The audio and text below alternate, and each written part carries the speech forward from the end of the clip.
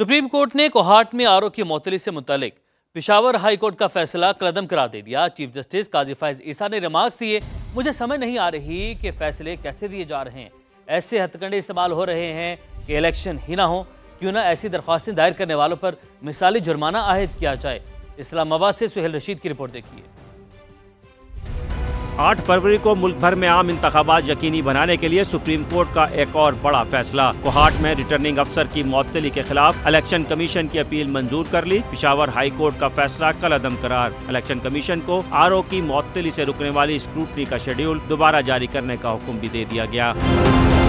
Chief justice काजी फाइज ईसा ने high court में दरखास्त दायर करने वाले वकील को मुखातिब करते हुए कई सवालात उठा दिए। कहा, आरओ कौन होगा, इससे उम्मीदवार को क्या फर्क पड़ता है? क्या आरओ किसी मुखालिफ उम्मीदवार का रिश्तेदार है और आप अपनी मर्जी का रिटर्निंग अफसर चाहते हैं? पहला आरओ किसी मुनासिब वजह पर तब्दील हुआ या वाकई बीमार था? मुझे तो समझ नहीं आ रही कि कैसे कैसे आर्डर जारी हो रहे हैं। ऐसा लगता है कुछ ऐसे हथकंडे इस्तेमाल हो रहे हैं कि इलेक्शन ना हो। हम ऐसी दरखास्तें दायर करने वालों पर क्यों ना मिसाली जुर्माना आयद करें। जस्टिस मियां मोहम्मद अली मजहर ने रिमार्क्स दिए कि आरओ मुअत्तल होने से 19 लोगों की स्क्रूटनी रह जाएगी।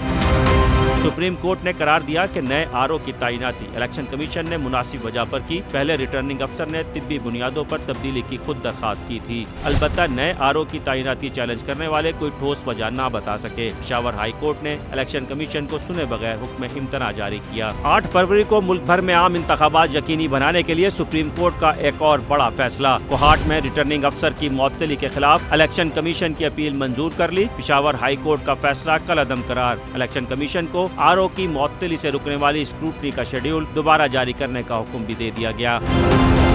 चीफ जस्टिस काजी फाइज ईसा ने हाई कोर्ट में दरखास्त दायर करने वाले वकील को मुखातिब करते हुए कई सवालात उठा दिए। कहा, आरओ कौन होगा, इससे उम्मीदवार को क्या फर्क पड़ता है? क्या आरओ किसी मुखालिफ उम्मीदवार का रिश्तेदार है और आप अपनी मर्जी का रिटर्निंग अफसर चाहते हैं? पहला आरओ किसी मुनासिब वजह पर तब्दील हुआ या वाकई बीमार था? मुझे तो समझ नहीं आ रही कि कैसे कैसे आर्डर जारी हो रहे हैं। ऐसा लगता है कुछ ऐसे हथकंडे इस्तेमाल हो रहे हैं कि इलेक्शन ना हो। हम ऐसी दरखास्तें दायर करने वालों पर क्यों ना मिसाली जुर्माना आयद करें। जस्टिस मियां मोहम्मद अली मजहर ने रिमार्क्स दिए कि आरओ मुअत्तल होने से 19 लोगों की स्क्रूटनी रह जाएगी।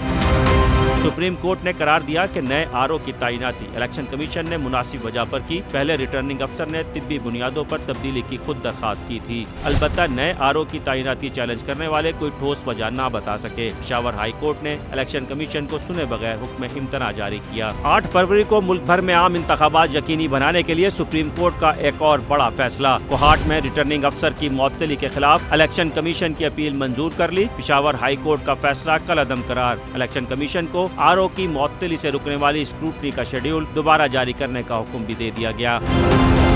चीफ जस्टिस काजी फाइज ईसा ने हाई कोर्ट में दरखास्त दायर करने वाले वकील को मुखातिब करते हुए कई सवालात उठा दिए। कहा, आरओ कौन होगा, इससे उम्मीदवार को क्या फर्क पड़ता है? क्या आरओ किसी मुखालिफ उम्मीदवार का रिश्तेदार है और आप अपनी मर्जी का रिटर्निंग अफसर चाहते हैं? पहला आरओ किसी मुनासिब वजह पर तब्दील हुआ या वाकई बीमार था? मुझे तो समझ नहीं आ रही कि कैसे कैसे आर्डर जारी हो रहे हैं। ऐसा लगता है कुछ ऐसे हथकंडे इस्तेमाल हो रहे हैं कि इलेक्शन ना हो। हम ऐसी दरखास्तें दायर करने वालों पर क्यों ना मिसाली जुर्माना आयद करें। जस्टिस मियां मोहम्मद अली मजहर ने रिमार्क्स दिए कि आरओ मुअत्तल होने से 19 लोगों की स्क्रूटनी रह जाएगी। सुप्रीम कोर्ट ने करार दिया कि नए आरओ की तैनाती इलेक्शन कमीशन ने मुनासिब वजह पर की। पहले रिटर्निंग अफसर ने तिब्बी बुनियादों पर तब्दीली की खुद दरखास्त की थी। अलबत्ता नए आरओ की तैनाती चैलेंज करने वाले कोई ठोस वजह न बता सके। पेशावर हाई कोर्ट ने इलेक्शन कमीशन को सुने बगैर हुक्म इम्तना जारी किया।